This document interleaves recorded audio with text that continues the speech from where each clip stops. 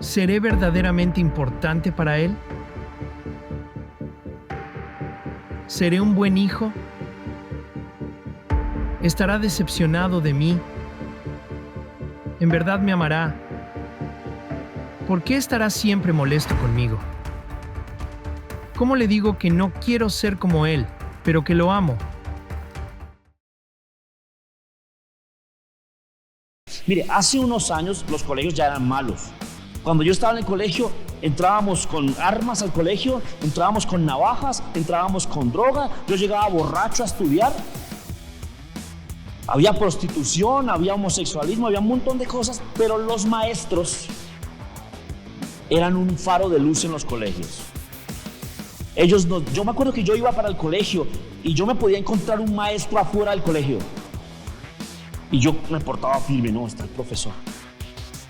Y los maestros eran un faro de luz. Ellos nos enseñaban respeto, nos enseñaban la urbanidad de Carreño, nos enseñaban un montón de cosas. Y el maestro era el faro de luz. En este momento no es así. Son contados los maestros que tienen temor de Dios. Son muy pocos. Y no se lo estoy diciendo con algo que me imagine. Cuando vamos con el Kill and Eat a los colegios, siempre hay oposición de maestros. ¿Estás dando sexo para recibir amor? El verdadero amor no es egoísta. Somos FOU, Iglesia Cristiana. Encuéntranos en Bogotá los viernes a las 7 de la noche y los domingos a las 10 de la mañana en la carrera 22, número 168-69, Barrio Toberín. Somos FAU, ven tal y como eres.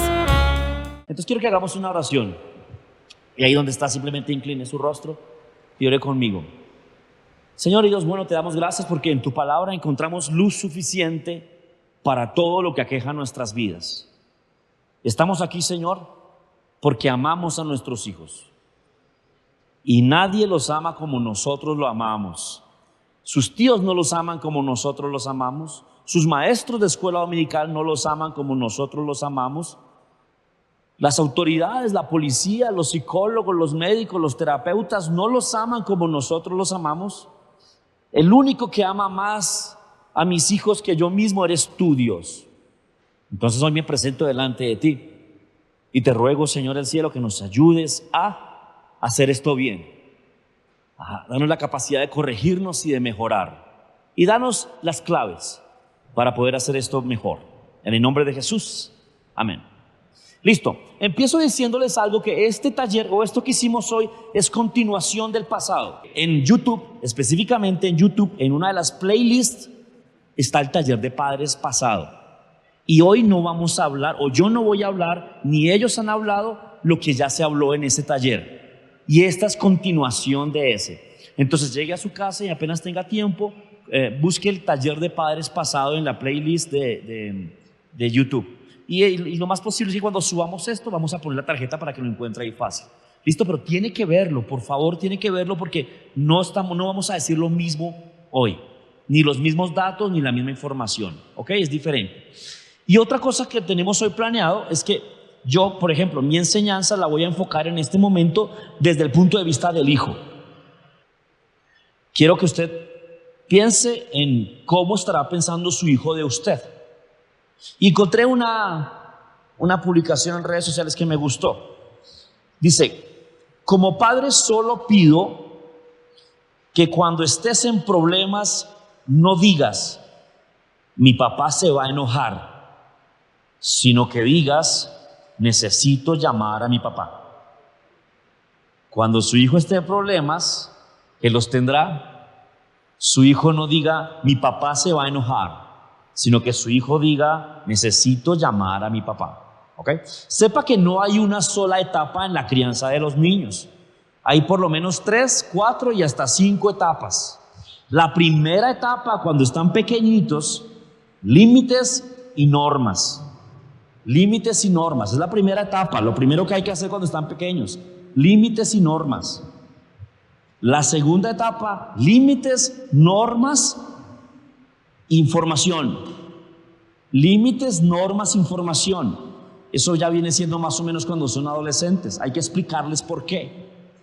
Otra tercera etapa es opciones, límites, normas y opciones.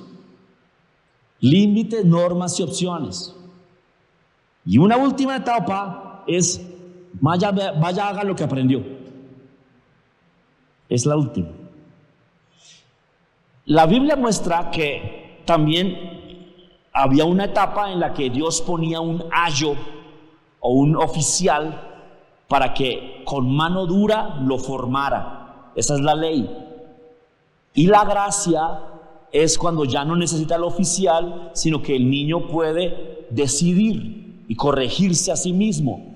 ¿Cuándo su hijo puede decidir y corregirse a sí mismo? Algunos lo logran muy temprano, otros llevan 40 años y no lo han logrado, ¿cierto?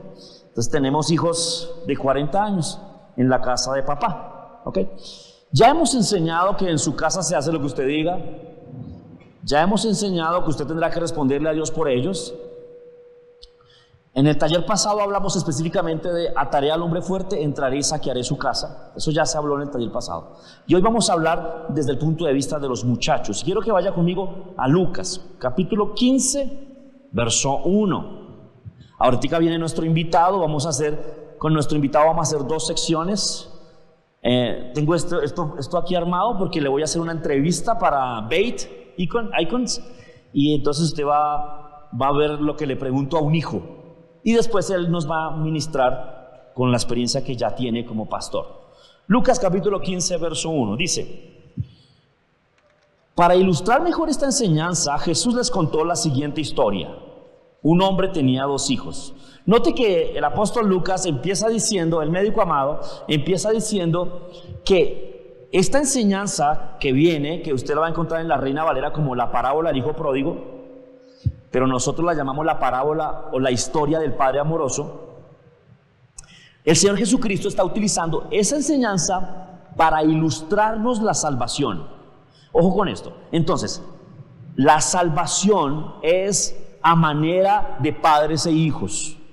Así es la salvación del hombre, a manera de padre e hijo. Jesucristo dice que para ilustrar mejor esta enseñanza, y si usted mira el contexto, está hablando de la oveja perdida y de la moneda perdida, salvación, ¿ok? Entonces, la relación de padres e hijos le hará a su hijo entender cómo es que Dios salva al hombre. Entonces, esto es muy clave. ¿Por qué? Porque si hacemos un buen trabajo, su hijo comprenderá la salvación de Dios más fácil. ¿Listo? Entonces, verso 12 dice: el hijo menor le dijo al padre: quiero la parte de mi herencia ahora antes de que mueras. Entonces el padre accedió a dividir sus bienes entre sus 2 hijos. Mire, tiene 2 hijos. La herencia se daba cuando el papá moría, pero este está pidiendo algo extraordinario, y es el menor. El menor está pidiendo cosas que el mayor no se atrevería a pedir. Si usted tiene más de un hijo, sabe de qué le estoy hablando. Por lo general, al hijo mayor le toca más duro que al menor. Con el hijo mayor aprendemos y con el menor desaprendemos. Al mayor apretamos y con el menor no, fuimos muy duros con el mayor. Este es el último que nos queda, es el chiquitín, no seamos tan duros con él. Y el que sufre es el del medio, porque le toca lo malo de los 2. Mire que aquí está Jesús mostrando que hay diferencias entre 2 hijos. Lo que funciona con uno no funciona con todos, o con el otro. Pareciera que es el menor el que falla, pero usted va a darse cuenta por la historia que ambos fallan de forma distinta. Pocos días después, el hijo menor empacó sus pertenencias y se mudó a una tierra distante, donde derrochó todo su dinero y vivió una vida desenfrenada. ¿Por qué este muchacho está viviendo una vida desenfrenada? En realidad quería escapar de los límites. Note lo que está pasando ahí. Quería escapar de los límites. ¿Por qué? Porque en la primera etapa del muchacho son límites, ¿sí? Ahora nosotros tenemos que ser sabios y tenemos que lograr que los límites sean divertidos. Y a veces no lo logramos. Sí, a veces le decimos: no haces eso y punto. ¿Por qué no? Porque no y punto, y de malas. Y a veces no mostramos que la Biblia pone límites para salvarnos. Todos los límites en la Biblia son puestos para salvarnos. Y los límites traen bendición. Entonces nosotros a veces ponemos el límite, pero no la bendición. No y punto. No lo haces y punto. No haremos eso y punto. Y a veces no somos sabios en decirle al niño, ok, no vamos a hacer eso. Eso no lo hacemos nosotros. Pero nosotros en cambio sí hacemos esto o aquello. Por ejemplo, pasa mucho con Halloween. Acabó de pasar. Nuestros niños veían ellos en el conjunto donde nosotros vivimos, ellos no son cristianos, entonces estaban celebrando Halloween. Y mis hijos mirando por la ventana. Mamá, mire, ella se disfrazó de tal y se disfrazó de aquel. Y nosotros le dijimos, fuimos sabios ahí, le dijimos, tranquilo, acuérdate que ellos lo celebran de una manera y nosotros tenemos otras celebraciones mucho mejores. Y aquí en la iglesia teníamos algo bien bonito y les gustó y la pasaron chévere y fue muy divertido para ellos. Y es que a veces nosotros no logramos hacer ese equilibrio. Nosotros tenemos que mostrar que ser cristiano es más divertido que no serlo. Nosotros tenemos que reflejar un cristianismo que es mejor que el mundo, no una retracción del mundo. Y entonces este muchacho lo estamos viendo ahí pensando, tal vez estaba pensando, toda la vida me han mandado, toda la vida me han dicho qué tengo que hacer, toda la vida me han dicho cómo comportarme, voy a ir a hacer lo que se me dé la gana. Ahora, mis hijos más de una vez me han preguntado eso. Papi, ¿y cuándo puedo hacer las cosas como yo quiero? Varias veces me lo han preguntado. Yo les digo, cuando estés grande y cuando te pagues tu propia vida. Pero ha pasado algo que me gusta. Todos coinciden, bueno, el bebé todavía no opina de eso, pero los demás coinciden en que no quieren ser grandes. Dicen, no, papá, yo me quiero quedar chiquito. ¿Por qué? ¿Vas a poder hacer lo que tú quieras? Ay, no, yo quiero quedarme chiquito. Porque ellos saben que nosotros ponemos normas, pero también planeamos cosas divertidas. También planeamos pizza X día, pijamada de X manera, tal día helado, tal día cine. Y bueno, y algunos pensarán y dirán, pero eso es usted, pastor, que puede hacerlo, porque usted pues tiene una facilidad de vida.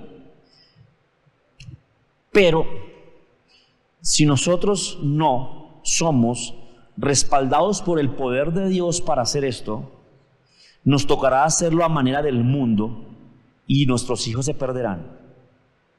No hay forma, no hay un punto medio, no hay forma de escapar del mundo que no sea Dios. Y si no es Dios, entonces es el mundo. El mundo está hecho para que papá y mamá trabajen. No alcanza el dinero si no trabajan los dos. ¿Cuántos saben eso? No alcanza el dinero si no trabajan los dos. Entonces, ambos tienen que salir a trabajar o si no el dinero no alcanza. ¿Quién cuida a los niños?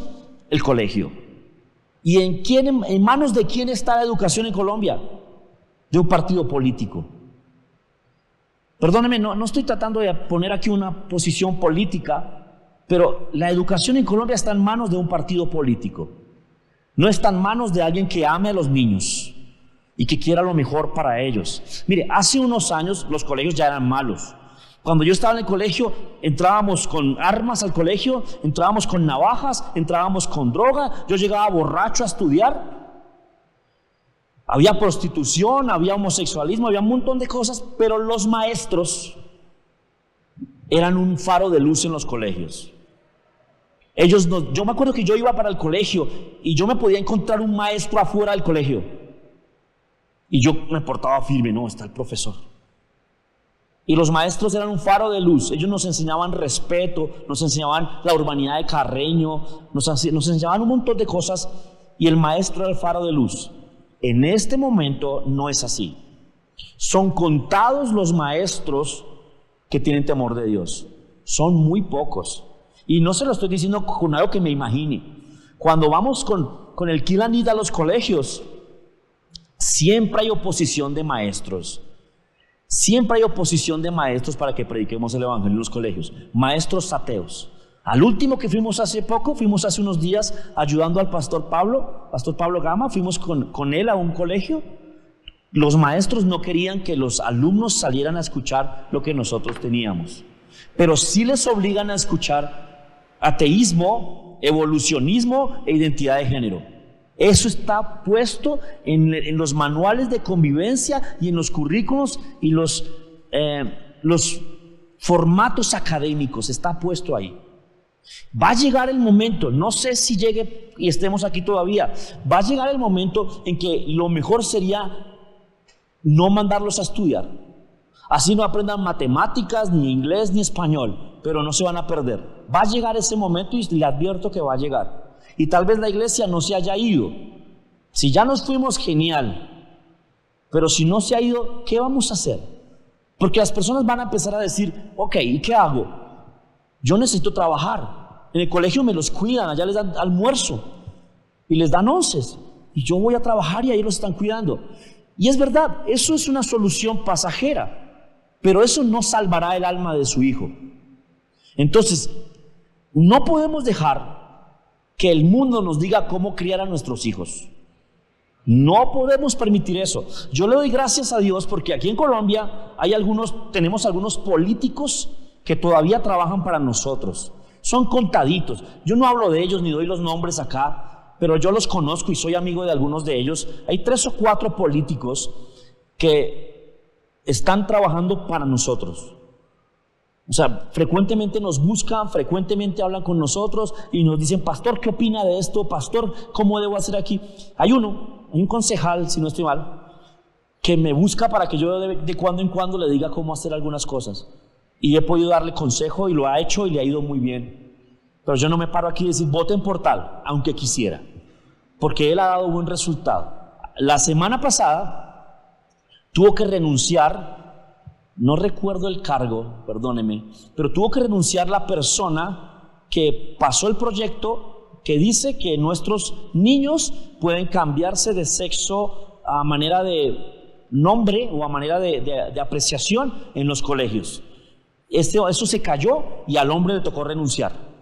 Y eso lo hizo uno de estos políticos que está haciendo fuerza ahí por nosotros. ¿Ok? Pero si ellos no estuvieran, no hay quien lo haga.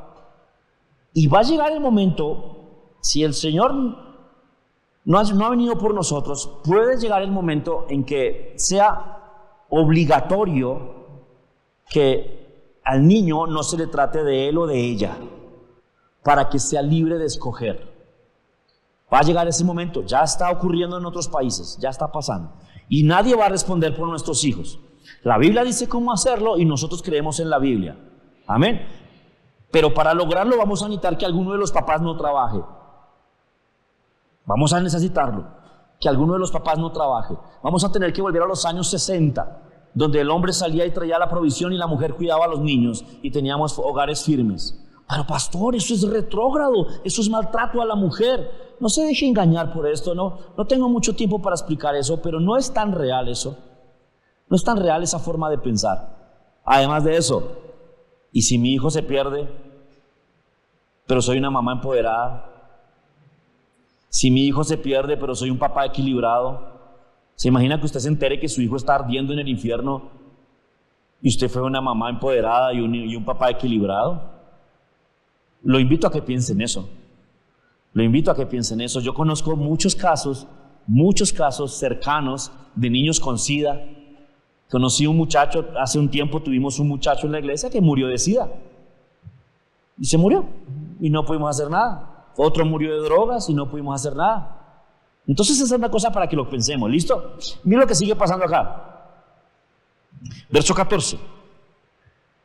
Se le acabó el dinero y hubo gran hambre en todo el país. Y él comenzó a morirse de hambre. Convenció a un agricultor local que lo contratara y el hombre lo envió al campo para que diera de comer a los cerdos. Noten esto. Esto era bastante degradante para un judío. Ahora, cuando Jesús habla de esto, no lo está enseñando como parábola. El original griego no dice que esto sea una parábola. Tampoco dice que se llame la parábola del hijo pródigo. En el original griego no habían divisiones ni títulos. Cuando usted mira todo el pasaje, se da cuenta que pareciera que el protagonista de la parábola es el hijo pródigo. Pero cuando usted se da cuenta, el protagonista es el papá. Lo invito a que la mire. El protagonista es el papá, no el hijo. Entonces por eso nosotros la llamamos la historia del padre amoroso. Ni siquiera le pongo nombre de parábola, ni le ponemos nombre de parábola, porque la parábola era un cuento ficticio para ilustrar una idea. Jesús está narrando aquí un testimonio. Entonces, para un judío era bien difícil cuidar cerdos, porque para los judíos un cerdo es inmundo.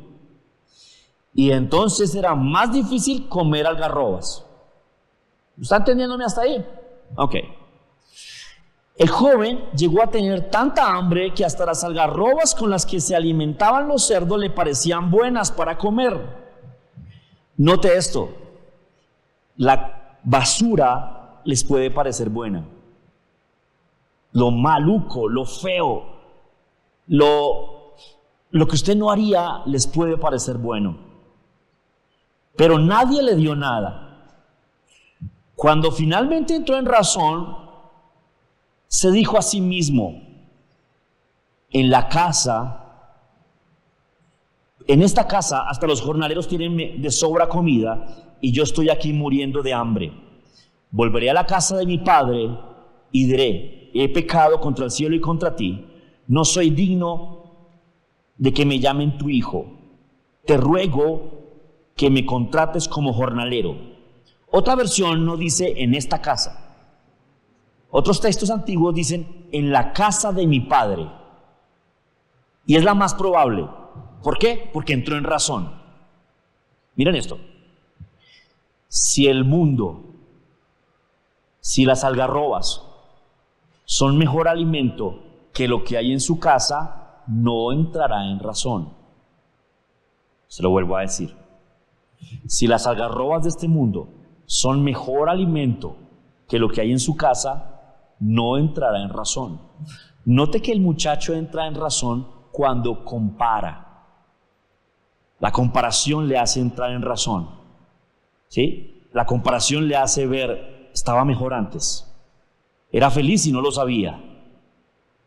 El problema es cuando compara su vida en el mundo o su vida lejos de los papás con su vida con los papás. Cuando su hijo lo compara, ¿qué cree que opina? ¿Qué cree que va a decir? Mire, ayer en la reunión se acercó una jovencita, una señorita. Nos contó que hace 4 días está viniendo a congregarse con nosotros. Y nos dijo, ay, es que no sé, me pareció chévere y entré. Y cada vez lo que dicen me ha gustado. Ni siquiera habla como un cristiano, todavía no sabe que es cristiana. Me dice, no, yo entré y como que me gustó. Y entonces me la acerqué y se puso honesta. Le dije yo, ¿y qué pasa con tu vida?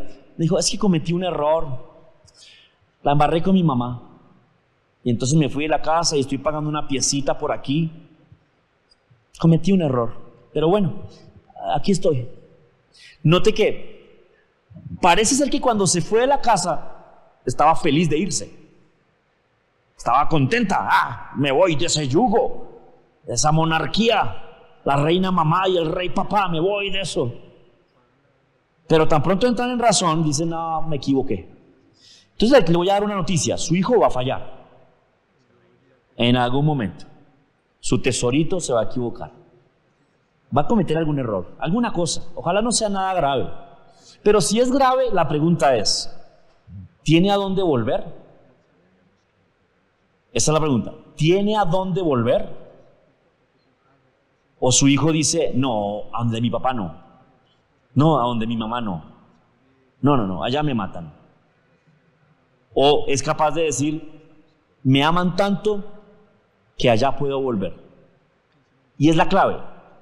Su hijo tiene que saber que usted lo ama. Tiene que saberlo. No sé cómo se lo invente usted.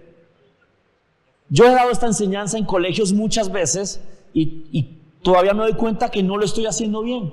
Me toca volver y reinventar mi amor con mis hijos. Reinventarlo. Hace algunos días iba caminando por el parqueadero de mi conjunto, íbamos hacia el carro, íbamos con todos los niños ahí, y cuando salimos del conjunto, ellos jugamos a estatuas y a silencio, un jueguito que tenemos ahí con mi esposa. Y yo les hice parecer divertido quedarse callados. Genial, nos inventamos un juego de silencio y el que hable pierde. Y entonces les parece divertido quedarse callados. Y es genial jugar eso, porque se quedan callados.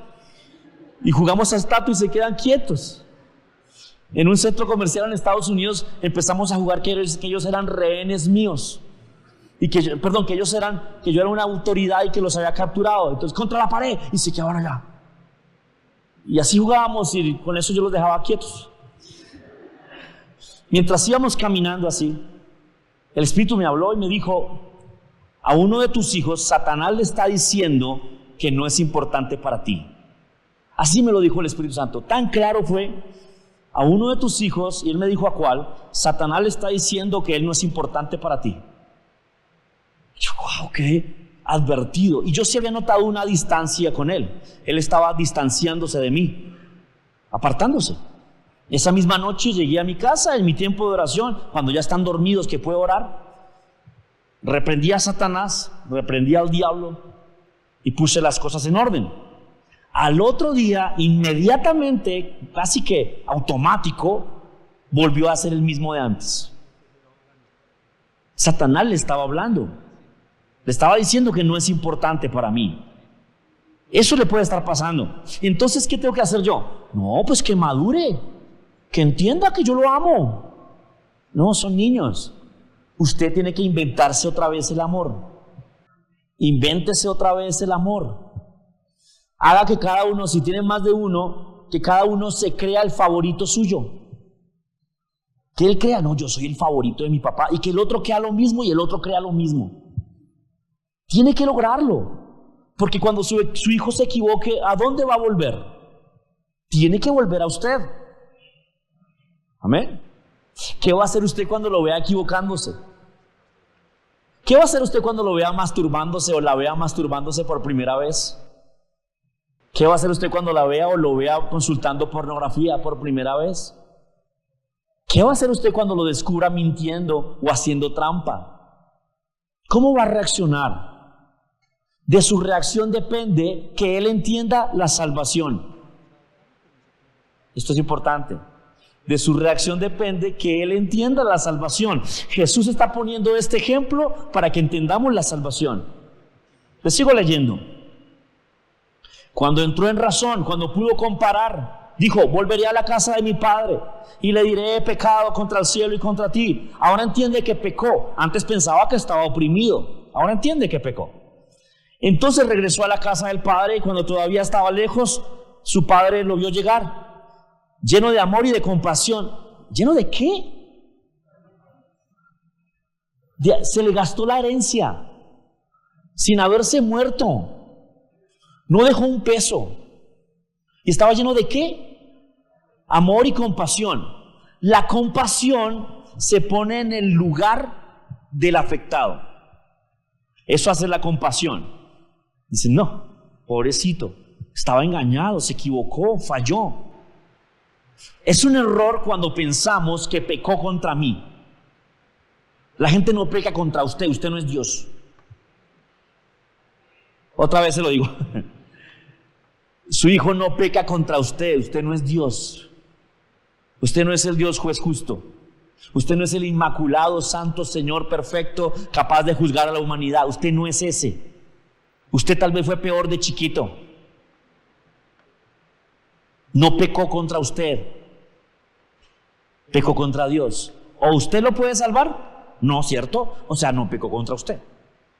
Entonces póngase en los zapatos de alguien que pecó. Mire, cuando yo atiendo a niños en consejería que le están fallando a sus padres o a las normas de sus padres, me es tan fácil ponerme del lado de ellos porque no son mis hijos. Como no son mis hijos, yo le digo: oiga, papá, no sea tan duro con él, perdónelo. Pero cuando lo hacen mis hijos, me toca volver a estudiar esto. Chino Berrío, hombre, yo le dije, parece que lo que yo le digo no importa. Claro, para mi opinión no es importante para ellos, como ni me saludan. Lo tomo contra mí, lo tomo personal. Y es el error con el que Satanás nos va a engañar. Este papá no lo hizo así. Si quiere ir, váyase. ¿Quiere volver? Vuelva. Míralo, lo sigo leyendo. Dice, entonces regresó a su casa. Cuando todavía estaba lejos, su padre lo vio llegar. Lleno de amor y compasión, corrió hacia su hijo y lo abrazó y lo besó. Su hijo le dijo, padre, he pecado contra el cielo y contra ti, ya no soy digno de ser llamado tu hijo. Y aquí hay una cosa que quiero notar. En la ley judía, cuando un hijo avergonzaba a su padre o deshonraba a su padre, el pueblo lo tenía que apedrear. El pueblo. Entonces, parece ser que todos los días el padre se paraba en un lugar en donde pudiera ver la entrada al pueblo o a la zona donde estaban. Él sabía que iba a volver. El papá sabía que iba a volver.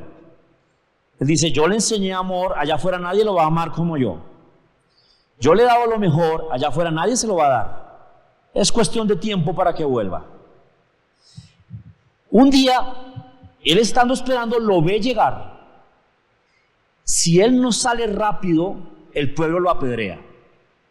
Por eso dice acá que salió corriendo y lo besó y lo abrazó. Si el papá lo perdonaba, el pueblo ya no lo apedreaba. Mira lo que sale a hacer. Por eso dice amor y compasión. ¿Quién salió a defenderlo? El papá. El papá salió a defender al muchacho del justo juicio de Dios. El papá salió a defender al muchacho del justo juicio de Dios. ¿Se imagina si Adán hubiera respondido diferente con Eva? ¿Recuerda lo que pasó? Estaban los dos en pelotos en el jardín. Les robaron la ropa. Estaban desnudos.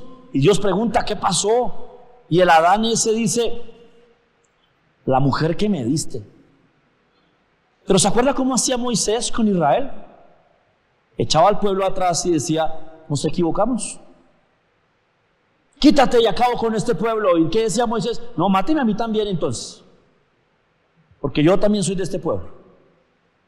Su hijo tiene que saber que usted, aparte de enseñarle, de formarlo, de corregirlo y todas estas cosas que no lo puede dejar de hacer, porque la Biblia dice que Dios al que ama disciplina y azota al que recibe por hijos, o sea, la corrección también es amor, pero también tiene que ver que usted lo va a defender,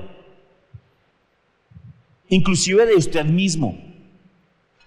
Mire, el padre tenía que juzgar al pueblo, porque él es justo, pero el padre también defendió al pueblo.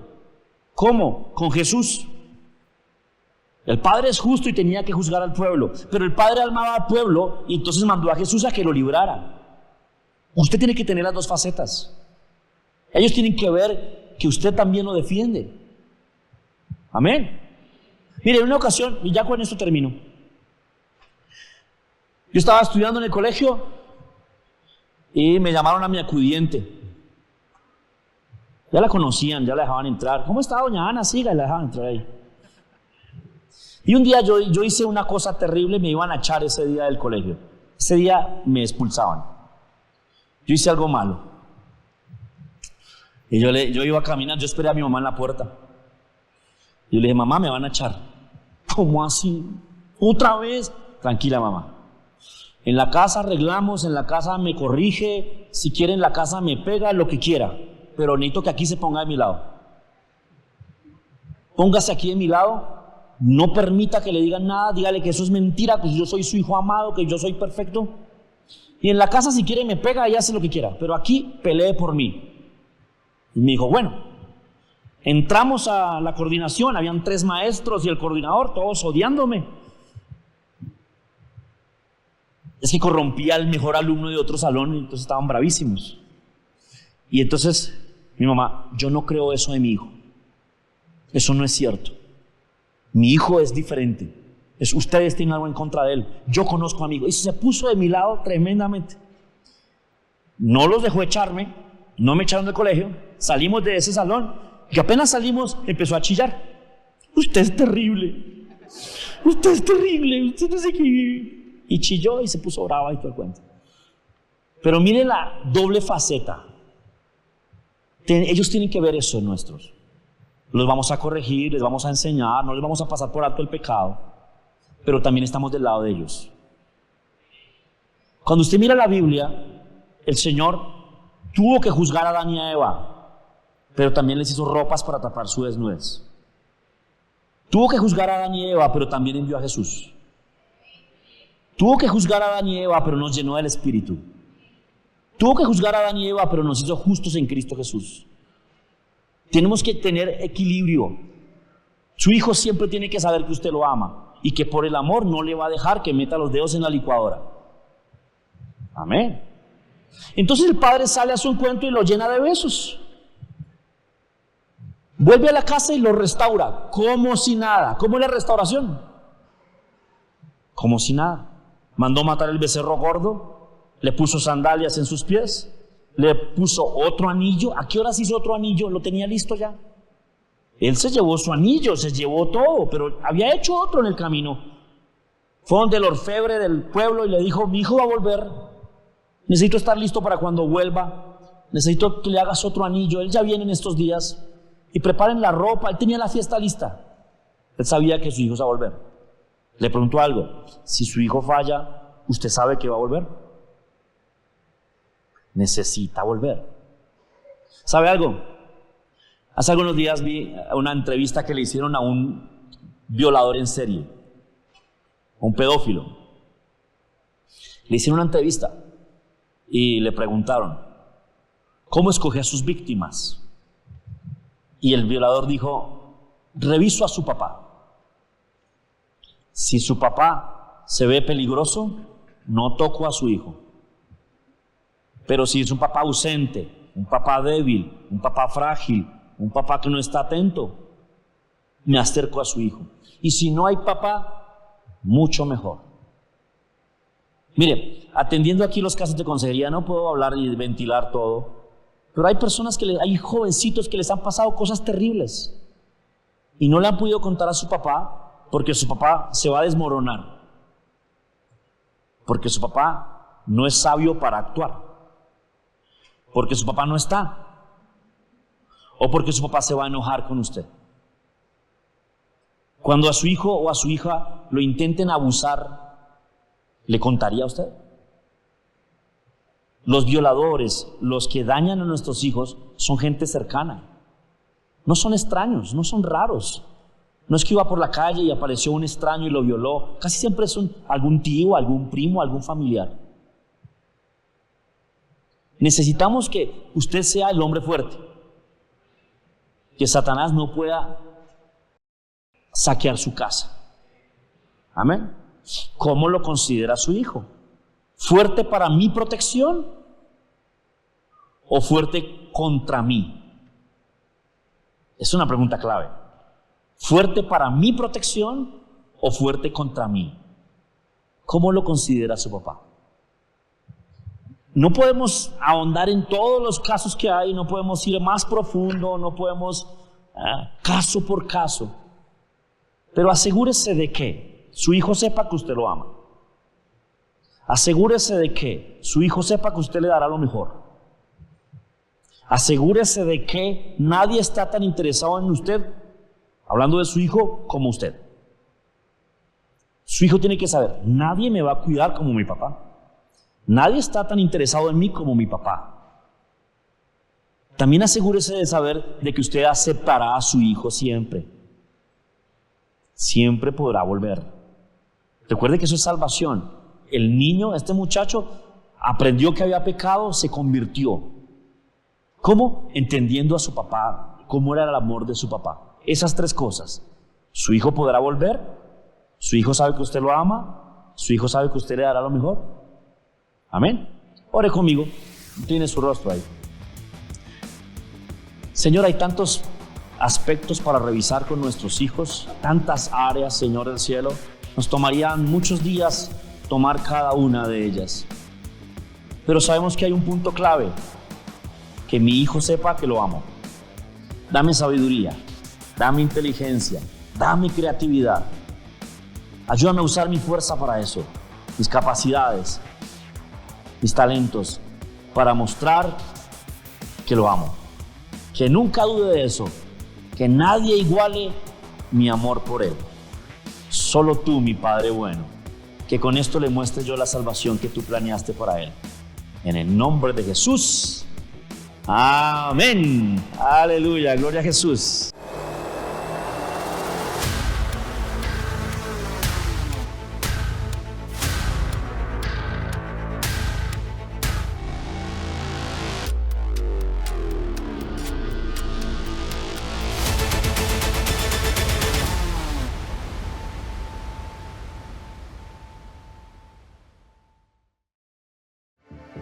¿Seré verdaderamente importante para él? ¿Seré un buen hijo? ¿Estará decepcionado de mí? ¿En verdad me amará? ¿Por qué estará siempre molesto conmigo? ¿Cómo le digo que no quiero ser como él, pero que lo amo?